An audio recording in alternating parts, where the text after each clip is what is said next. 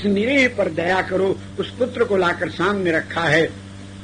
तो फिर वो ब्राह्मण हो पड़ा, महाराज मेरे कारण ही भगवान इसके बालक को जीवित कर दो। सरल हृदय की प्रार्थना सुनकर भगवान ने मरे हुए शिशु को जीवित किया। इसलिए गरीब को मत सता, गरीब रो देगा, छोटा हो, असमर्थ हो, गरीब हो, उसके ऊपर ज्यादा पहलवानी मत दिखाओ, वो तो कुछ नहीं करेगा, रो देगा और क्या करेगा। पर गरीब का मालिक सुना तो जड़ से खो देगा।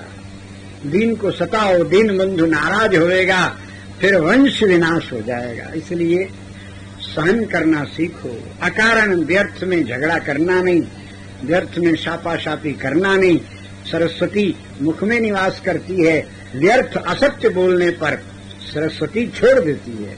इसलिए नहीं तो धर्म के प्रभाव से, सरलता के हृदय से शाप सुन करके भी जो पलट कर शाप नहीं देता है, भगवान उसी का पक्ष लेते हैं।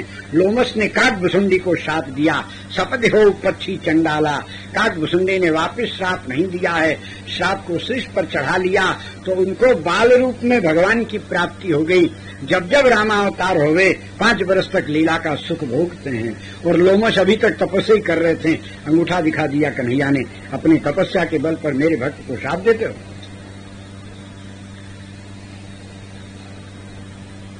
अभिमान में आवे तो साधुता नष्ट हो जाती है, नहीं तो संतों में अपार शक्ति है। केवल साधु का दर्शन करने जाओ सच्चे हृदय से, बिना किसी स्वार्थ के, तो एक एक पग में एक एक अश्वमेध यज्ञ का पुण्य होता है। द्वापर का युग था, एक ब्राह्मण था, वो मर गया, उसके बेटे का ब्याह भया और वो मर गया। पत्नी विधवा हो गई, बेटा बहू घर में, बेचारी बेटा बहू को देखकर शांति रही। जब बेटा बड़ा भया तो उसका ब्याह किया, उसको एक बेटा भया तो वो ही मर गया। फिर उसका बड़ा भया वो बेटा, उसका ब्याह किया तो वो मर गया। सास और पतोह और पतोह की पतोह, बहू सास और ददिया सास, 3 विधवाएं एक साथ बैठी और वो पौत्र की लाश सामने पड़ी। अब ये छाती कूट कूट कर रोए, हमरे वंश में ऐसा कौन सा पाप आया कि बेटा होते ही बाप मर जाता है, 3 विधवाएं बैठी हैं। इन सबको रोता देखकर संत आए हैं, काहे को रोती है? बोले महाराज ऐसी ऐसी दशा हो गई है, क्या करें, कौन सा पाप उदय हो गया पता नहीं। बोले पूर्व जन्म में तुमने अपने बेटे के लोभ के कारण दूसरे के बेटे की हत्या कर दी, इस कारण तुम्हारे वंश में श्राप लगा है। तुम्हारे वंश में जितने होते जाएंगे ऐसे विधवाएं विधवाएं सब होती चली जाएंगी। अरे महाराज ये पाप छूटने का कोई उपाय है? बोले भयंकर पाप अश्वमेध यज्ञ से छूटता है, पर अश्वमेध यज्ञ करने का अधिकार ब्राह्मण को नहीं है, क्षत्रिय वैश्य शूद्र को नहीं है, क्षत्रियों में भी सबको नहीं है। जो चक्रवर्ती सम्राट हो, सारे विराट के राजा जिसके अधीन हो, उसी को अश्वमेध यज्ञ करने का अधिकार है। इस समय युधिष्ठिर महाराज अश्वमेध यज्ञ कर रहे हैं, उनके पास तुम जाओ, वो अपने यज्ञ का पुण्य दे देंगे तो तुम्हारा ये प्रपौत्र जिंदा हो जाएगा। वो तीनों ब्राह्मणियां गईं युधिष्ठिर महाराज के राजसूय यज्ञ में, दरवाजे पर बैठ गईं, बच्चे की लाश रखकर रोने लगी। महाराज को समाचार मिला, आए, हाथ जोड़कर प्रणाम किया, माताजी क्या आज्ञा है? बोले पूरी कथा सुनाई, आप अश्वमेध यज्ञ का पुण्य दोगे तो ये जिंदा होगा, हम लोगों का ऐसा ऐसा पाप भया। बोले अच्छा, अश्वमेध यज्ञ 1 वर्ष में पूरा होता है, आप लोग यहीं रहो, जब यज्ञ पूरा हो जाएगा तो उसका पुण्य आपको दे देंगे। कहा कि 1 साल तक ये बच्चे की लाश तो सड़ जाएगी। बोले इसकी तेल की नाव में रख दो तो लाश सड़ेगी नहीं, 1 वर्ष के बाद यज्ञ हो जाएगा तो पुण्य दे दूंगा। इतने में एक अहीर आ गया पगड़ी बांधे, जो दूध लेकर के आया था, यज्ञ में बहुत साधु दूध बांटने के लिए लेकर के आया। वो देखा का बात है, का हल्ला होता है, तो लोगों ने कहा ऐसे ऐसे अश्वमेध यज्ञ का दे तो इनका बेटा जीवित होएगा, महाराज का यज्ञ पूरा होएगा तो दान करेंगे। अरे यज्ञ पूरा कब तक है, तब तक लड़का सड़ न जाये। हे माई बोल कि कते पुण्य चाहिए तोहरा के? वो अपनी भाषा में बोला। बोलो तुम्हें कितने अश्वमेध यज्ञ का पुण्य चाहिए? 2, 4, 10, 100, 50? बोले अरे नहीं भैया, हम लोग 3 विधवाएं हैं, एक अश्वमेध यज्ञ का पुण्य दो तो बच्चा जीवित हो जाए। बोले हमने 3 अश्वमेध यज्ञ का पुण्य तुमको दिया है पंडित, हाथ में पानी दो, मंत्र बोलो। पंडित जी से मंत्र कराया, उन विधवाओं के हाथ में दिया तो मरा हुआ तो जिंदा हो गया, जो 2 मरे थे वो चले आए उधर से। अरे ये क्या हो गया है? पुण्य का प्रभाव। राजा युधिष्ठिर और ब्राह्मणों ने पूछा, हे यही की औलाद, तुम्हारा बापो अश्वमेध यज्ञ किया रहा, इतना पुण्य तुम्हारे पास किधर से आ गया? बोले हम क्या जानी महाराज, हम तो साधुआ से सुन ले बाकी, साधुओं से सुने हैं कि संत मिलन को जाइए, एक एक पग आगे पड़े उतने यज्ञ, रोजे दूध देते आते हैं, सैकड़ों पग धरते हैं, पुण्य नहीं लगता। कथा तो सब सुनते हैं, पर स्वल्प पुण्यवताम राजन विश्वासो नहीं वो जायते, और विश्वास न हुए तो फल नहीं होने का। संदेह दरी फलम नहीं। उस अहीर को कितना विश्वास, तुरंत दिया और मुर्दे कौन जले हुए भी जिंदे होकर के चले आए। धर्म की शक्ति तो अद्वितीय है, पर मानव का दुर्भाग्य है, रिक्शे वाले पर, टांगे वाले पर विश्वास कर लेगा, पर संत और संत की वाणी पर विश्वास नहीं होता है, और नहीं होता है तो फल मिलने में विलंब हो जाता है। विश्वास किए बिना तो स्टेशन नहीं पहुंचते। टेम्पो वाले को, रिक्शा वाले को चलो स्टेशन, बोले बैठो, हट बैठ जाते, उसको पहचानते हो, उसको चलाना आता है, कहीं वो आज ही सीखा हो, रास्ते में उलट दे, गिरा दे तो बोले सब कुछ नहीं पूछते, फट विश्वास कर लेते हो। और भगवान पर विश्वास करो बोले तो कुछ चमत्कार दिखाओ, बोले मार खाने की बात है, सीधा विश्वास करो। भगवान पर विश्वास नहीं करते। सुग्रीव ने भगवान पर विश्वास किया, बोले चमत्कार दिखाओ, ये 7 हड्डी हटा दो, 7 पेड़ को तोड़ दो, हड्डी का ढेर हटा दो। भगवान ने वैसा किया, तब विश्वास आया। चमत्कार देखकर विश्वास किया तो ठाकुर जी ने कहा मजा चखो। प्रभु देखें कर ओट लुकाई, और बाली ने ऐसा मारा है कि हजामत लग गई। बेचारा पूंछ उठा के खींच खींच दौड़ते आया, आकर कहा महाराज ये क्या तुम खड़े खड़े तकते ही रहे, मुझ पर मुख्य पड़ते ही रहे। आपने कहा था सखा सोच त्याग हु बल मोरे, सब विधि घटब काज में तोरे, और फिर ये दशा हो गई। भगवान ने कहा सब विधि से ये भी विधि है कि जो मुझसे घूस लेकर विश्वास करता है, मैं खड़ा खड़ा पिघला देता हूँ। अस प्रभु हृदय अक्षत अधिकारी। बेटे को घाव है तो ऑपरेशन नहीं कराया जाता, वैसे भगवान से चमत्कार दिखाने के बाद विश्वास करोगे।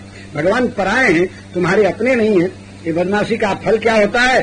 बोले बस पिटा जाते हो संसार में। इसलिए भगवान अपने हैं, महाविश्वास भगवान पर करो। जिन कुटुंब परिवार पर आप विश्वास कर रहे हो, इनका तो प्राण निकला तो आपका विश्वास धरा ही रह जाएगा। विश्वास भगवान पर। अब जीव का दुर्भाग्य है कि पुण्य कम होवे तो विश्वास होता नहीं। इसलिए दान करो, धर्म करो, पुण्य करो, साधु सेवा करो, अनेक प्रकार के। धन हो तो धन से करो, धन न हो तो तन से करो। बिना टिकट रेलवे में पकड़ा गए, अब बोले 500 रुपया जुर्माना, फट 500 रुपया दे दो, उसी मिनट में छूट जाओगे। और पैसा नहीं है, बोले पैसा नहीं, चलो 3 महीना चक्की पीसो। उस प्रकार आपके पास धन हो तो रामायण कराओ, भागवत कराओ, कथा सुनो, मंदिर बनाओ, गौशाला बनाओ, पाठशाला बनाओ।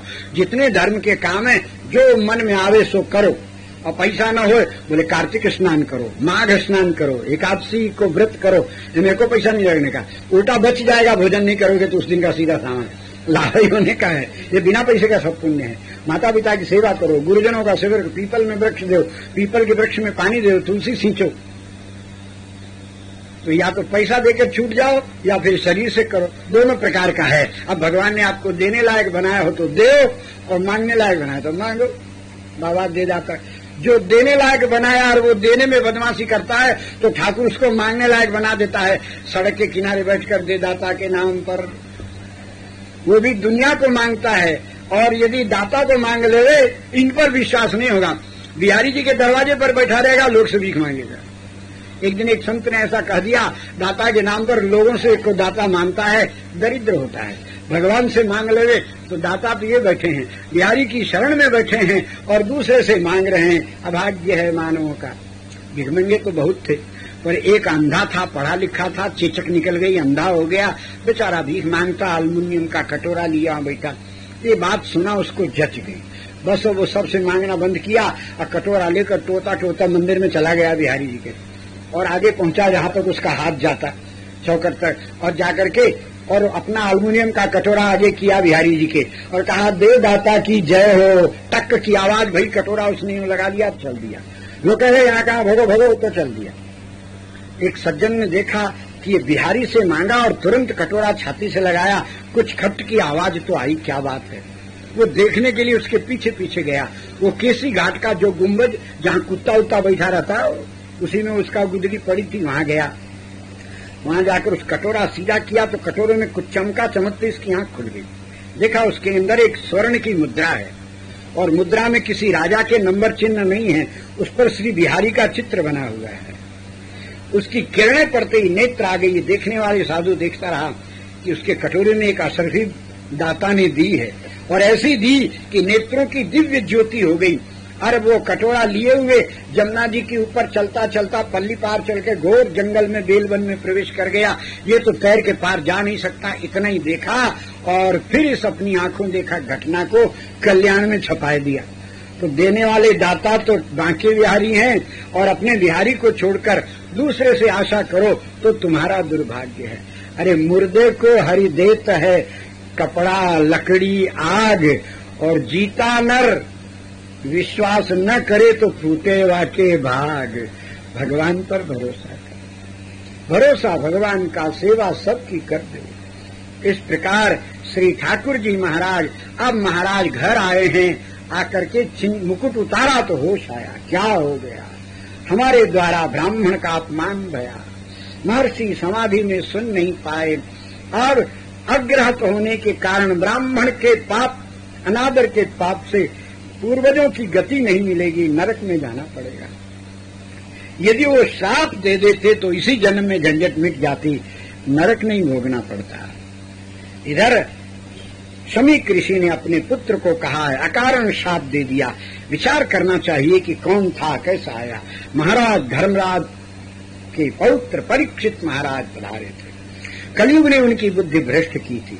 कलयुग के दर्प को दलन करने वाले महाराज, आज की इस घटना से तुम शाप नहीं देते तो मुकुट उतारते उनको कलयुग का कृत्य याद आया, तो फिर वो कलयुग का निग्रह करके उसको घोर बंदीखाने में बना देते।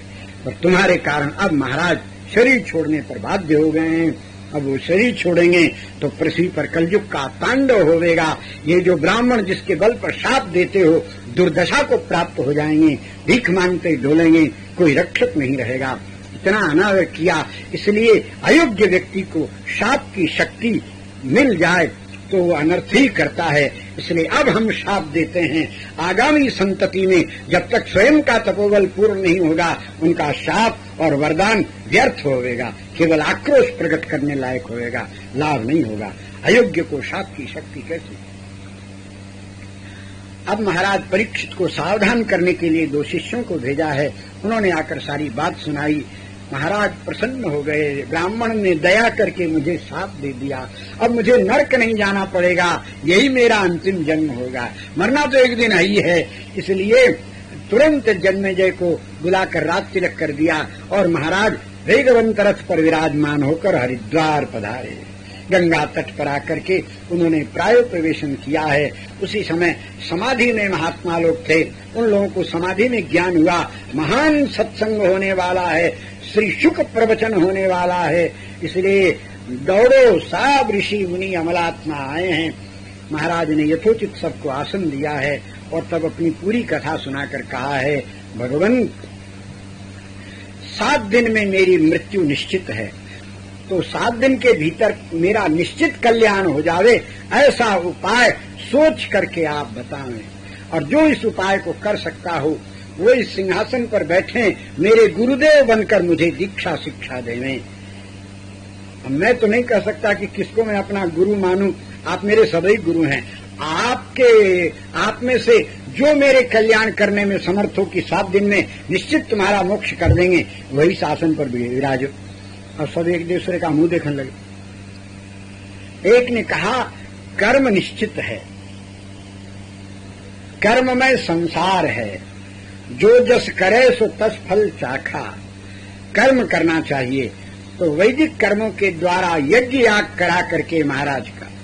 दूसरे इनका 7 दिन की आयु है, यज्ञ में सबसे पहले मुहूर्त खोजना होगा और मुहूर्त जब का आवेगा तब तक महाराज के 7 दिन बीत जाएंगे, मर जाएंगे तो हो, ये तो है। दूसरे ने कहा, और कर्म में मंत्र की शुद्धि, भाव की शुद्धि, वस्तु की शुद्धि, दुनिया भर की शुद्धि होवे तो जजमान शुद्ध हो और जो वर्ण किए हुए ब्राह्मणों में कोई अशुद्ध हो तो कोई मोहर थोड़ी लगी रहती है कि किसका आचरण कैसा है, कौन शुद्ध है कौन अशुद्ध है। ऊपर से तो सब बंधन करके ही चलते हैं। इसलिए कर्म ठीक तो है पर सुनिश्चित नहीं है। दूसरे ने कहा ज्ञान से बढ़कर मोक्ष प्रदाता कोई नहीं है, ज्ञान मोक्ष प्रद वेद बखाना। तीसरे ने कहा वेद न बखाना है, वाक्य ज्ञान नहीं आत्मज्ञान। ज्ञान को पंथ कृपाण की धारा मल विक्षेप के रहते हुए खाली अहम ब्रह्मास्मि कहने से भूत नहीं छोड़ेगा, भूख नहीं छोड़ेगी, झाड़ा फिरना बंद नहीं होएगा, संसार कैसे छूटेगा। हो भक्ति करो, भक्ति से भगवान प्रसन्न हो जाते हैं। चौथे एक वैष्णव ने कहा भक्ति में बहुत दिन लगते हैं, एक दिन करने से काम नहीं चलती। भक्ति में 3 दोष प्रधान है। 3 दोष है भक्ति में। अरे भक्ति मार्ग तो अति सरल है। बोले सरल तो है पर साथ साथ कह तो सरल, करनी सरल पर होना मुश्किल है।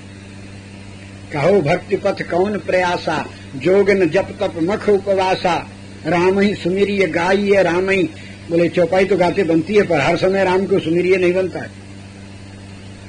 एक दिन भक्ति करे तो काम नहीं चले। भक्ति इतनी करनी चाहिए कि तेल धारा के समान अंतिम समय में भगवान याद आवे।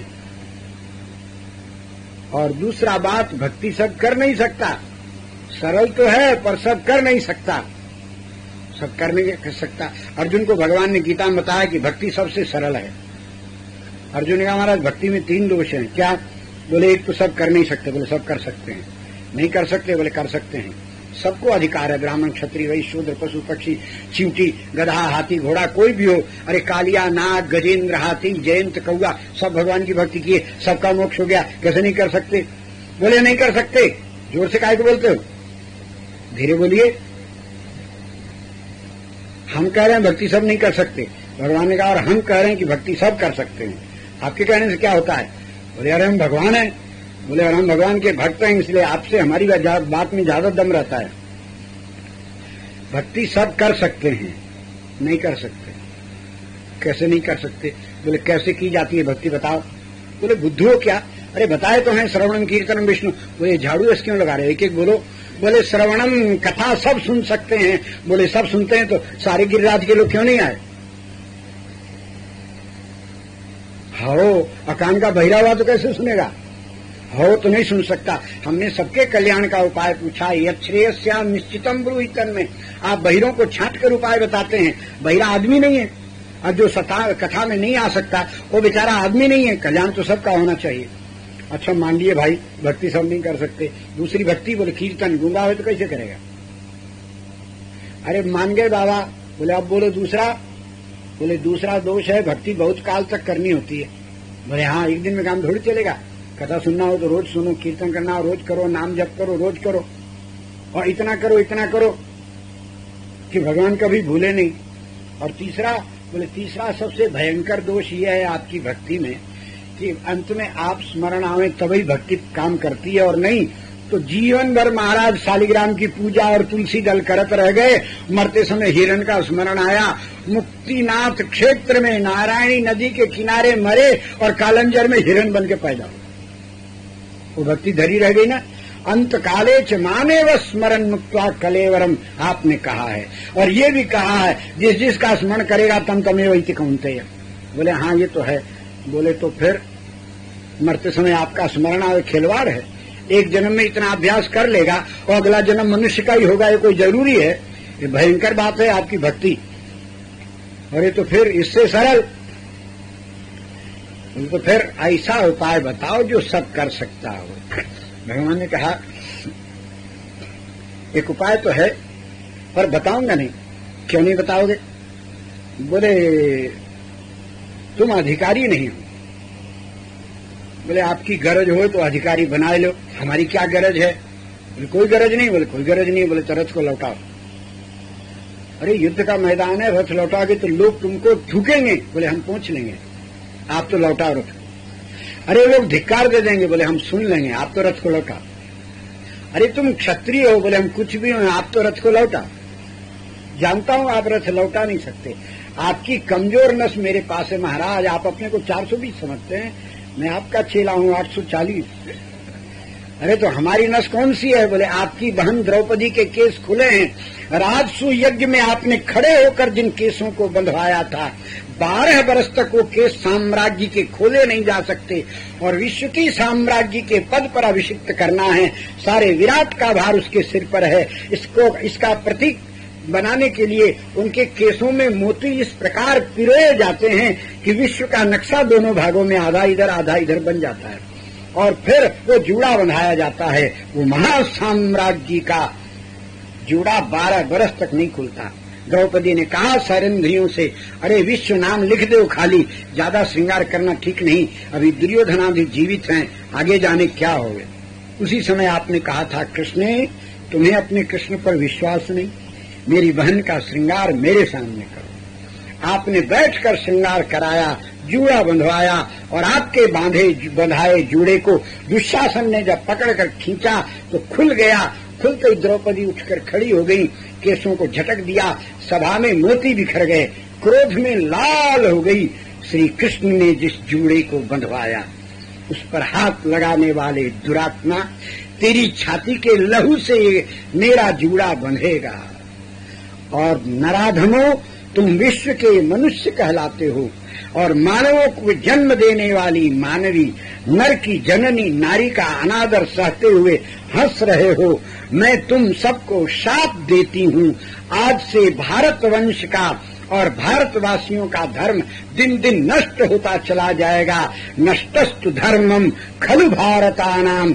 एक दिन ऐसा आवेगा, मलेच्छों की दास्ता करोगे और गौरव अनुभव करोगे, कुत्तों के समान सबका जूठा खाओगे, पैसा देकर जूठा खाओगे।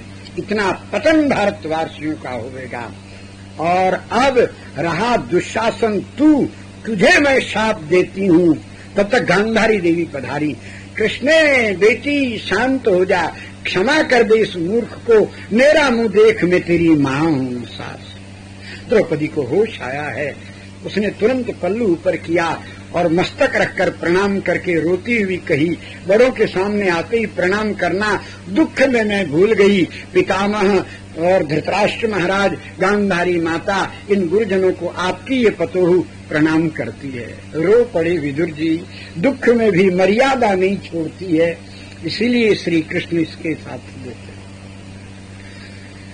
तो ऐसी महासती द्रौपदी हैं, दिव्य हैं, तो आपके बंधाए केसों को खोल दिया है। और जब तक मैं युद्ध नहीं करता, दुशासन मरता नहीं, आपकी बहन के केस बंधते नहीं। इसलिए गरज हो केस बंधवाने की तो मेरे प्रश्नों का उत्तर दे करके जैसा मैं कहूं वैसा करो, और नहीं तो रथ को लौटाओ। गरज आपको है केस बंधवाने की। भगवान ने कहा, हाँ ठीक है, मैं सब कर रहा हूं द्रौपदी के लिए, तब तुम अनधिकारी हो, फिर भी तुम्हें उपदेश दूंगा, बोलो क्या चाहिए। अर्जुन ने कहा, अब इन महात्मा से मिलो।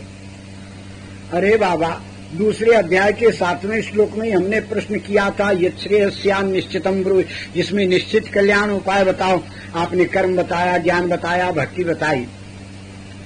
वो है तो सब अच्छे, पर एक भी निश्चित नहीं है। कर्म में मंत्र शुद्धि, दुनिया भर की शुद्धि, ज्ञान आत्मा में होवे, और भक्ति सब कर नहीं सकता। अब ऐसा उपाय बताओ जो निश्चित कल्याण करता हो। भगवान ने कहा, निश्चित शब्द की व्याख्या करो अर्जुन, हम नहीं समझे कि तुम निश्चित बोले तो क्या।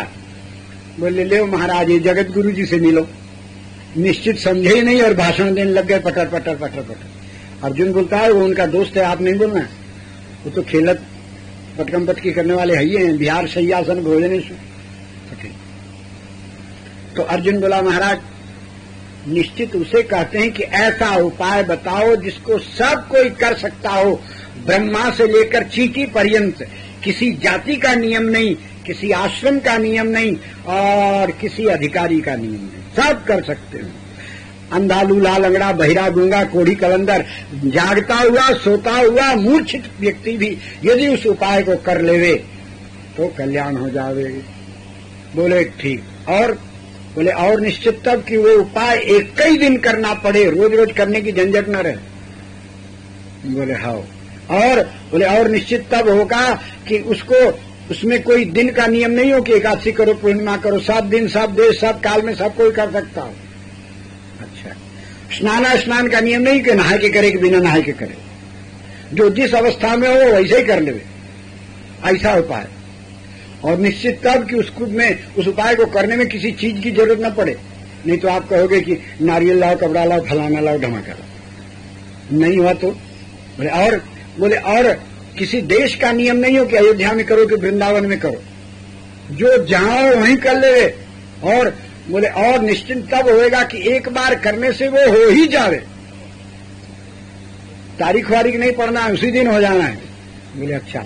और बोले और निश्चित तब मानू कि जब महाराज उस उपाय को करने के बाद फिर हमारा क्या होगा, इसका उपाय हमें न करना पड़े, हमारा कल्याण कैसे होगा ये आपको करना पड़ेगा, ऐसा उपाय बताओ। भगवान ने कहा और बोलते जाओ।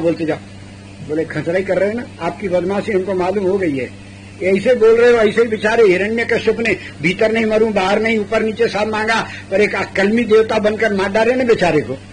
इसलिए अंतिम बात यह है कि जो मैं बोलने में मेरे छूट जावे वो भी कोई झंझट न होवे, ऐसा उपाय आप करो। की जय। भगवान ने कहा देखा राम से अधिक राम कर, भगवान से अधिक चतुर ये भगवान के भक्त होते हैं।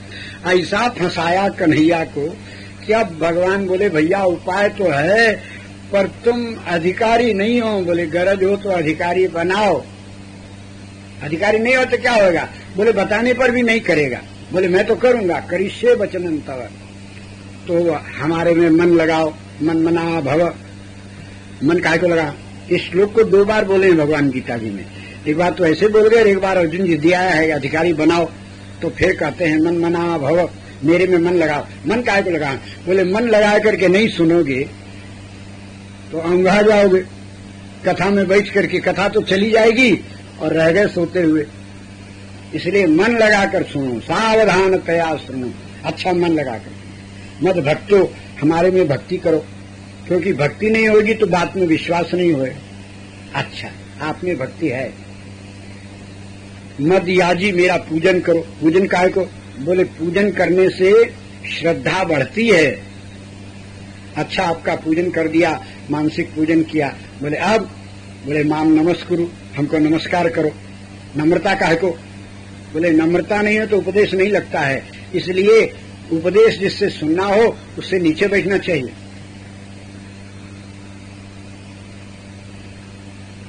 ठीक बात। अर्जुन को भगवान ने वो अंतिम रहस्य बता दिया। अर्जुन बोला महाराज समझ में आ गया, आप मांगो गुरु दक्षिणा। बोले मेरी बहन का केस बंधवा दो, यही गुरु दक्षिणा। बोले तथास्तु। ऊपर हनुमान जी बैठे सुनते रहे, वो नीचे कूदे। महाराज मैंने भी गीता सुनी है, मुझे आज्ञा दो, क्या गुरु दक्षिणा दूं। भगवान का हनुमान तुम पिशाच हो जाओ। हनुमान जी चौंके, ये क्या महाराज, मेरे खोपड़ी बैठ के गीता सुनी जाती है, जब तुम्हें ज्ञान सुनना रहा तो नीचे नहीं उतरते बनता था। अरे महाराज गलती हो गई। बोले आप पिशाच बनो दक्षिण भारत में चंद्रभागा नदी के किनारे, और गीता जो सुने हो ना, उस गीता का एक एक श्लोक एक एक पत्ते पर लिख कर उसका भाष्य करो, जो अर्थ तुम समझ में आया। और जब विद्यार्थी लोग जाने तो एक एक पत्ता रोज गिराया करो। जब पूरी गीता का भाष्य बन जाएगा तो तुम ब्राह्मण के घर में जन्म लोगे, पिशाच योनि छूट जाएगी। फिर मैंने अर्जुन को कर्मयोगी बनाया, ऐसे एक शिवाजी को तुम कर्मयोगी बना देना, तब तुम्हारा नाम समर्थ रामदास होगा। ये हनुमान जी के अवतार हैं। पिशाच भाष्य किया है महाराष्ट्र में, हनुमान जी की हुई पिशाच भाष्य गीता जी पर मिलती है। फिर वो समर्थ गुरु रामदास भय और शिवाजी को कर्मयोगी बनाया है, तो मुक्त होकर हनुमान जी। इसलिए माम नमस्कुरु, गुरुजनों के सामने नम्र होकर बैठना चाहिए। नमस्कार अंजलि ऐसी मुद्रा है, तुरंत देवता को प्रसन्न करती है। एक बार नमस्कार करो, सामने भगवान प्रकट हो जाए। ऐसा बोले हाँ ये कर लिया। बोले ये तो झूठा है, ऐसा तो तुम सबको करते हो। बोले अमनिया करो, अब मतलब समझ के करो। मतलब क्या होता है, बोले रीते ज्ञानान मुक्ति, ज्ञान के बिना कैसे लाभ होगा। जेब में नोट हो और आपको उसका ज्ञान नहीं हो तो भूखे मर जाओगे। तो ज्ञान होना जरूरी। नमस्कार का अर्थ होता हाथ जोड़ना। हाथ माने क्रिया शक्ति। इसका अर्थ हुआ जिसको हम हाथ जोड़ रहे हैं, इसका अर्थ हुआ आज से जो कुछ करेंगे आपके लिए करेंगे। और हाथ जोड़ने के साथ सिर झुकाया जाता है। मस्तिष्क शक्ति, जो सोचेंगे आपके लिए। हमारी क्रिया और हमारा मन मस्तिष्क आपकी ही सेवा में लगे रहेगा, ऐसा दृढ़ निश्चय करके प्रणाम करो तो ये प्रणाम भया। द्रवत सकृत सिर नाये एकोपि कृष्ण से कृतः प्रणाम। एक बार भी प्रणाम करो तो भगवान प्रसन्न है। और दूसरी बात कि हाथ जोड़ने में बहुत लाभ है। क्या लाभ है? बोले हाथ जोड़कर झूठ नहीं बोल सकते, हाथ जोड़कर झगड़ा नहीं कर सकते, हाथ जोड़कर गाली गलौज नहीं कर सकते, हाथ जोड़कर चोरी नहीं कर सकते, हाथ जोड़कर बदमाशी नहीं कर सकते। हाथ जोड़ने में बहुत मुद्रा, ऐसी परम मुद्रा है कि अनेक दोषों से बच जाओ। इसलिए हमारे डोंगरे जी महाराज सदा हाथे जोड़े रहते थे। वो कथा में पधारे तो हाथे जोड़े आवे, कथा पूरी कहें तब तक हाथे जोड़े रहे। उनकी नम्रता जाए ही नहीं, ऐसे महापुरुष है। तो ये नम्रता, ये प्रणाम अंजलि परमा मुद्रा क्षिप्रम देव प्रसाद, मस्तक झुकाना होता है, मस्तिष्क शक्ति है। इसलिए और 10 उंगलियों को जोड़ना प्रणाम कहलाता है। ऐसे करो तो प्रणाम नहीं भया, ऐसे करो तो नहीं भया, ऐसे करो तो नहीं भया, यूं करो, 10 जुड़े तभी प्रणाम होता है। 10 का अर्थ है कि आप प्यार से परमात्मा की बात सुनो, अपनी पूरी ममता केवल श्याम सुंदर के लिए। आप में प्रेम तो है, ममता तो है, पर इसमें से नहरें निकल गई हैं। और रीझत राम सने निसोते, जिसमें से सोता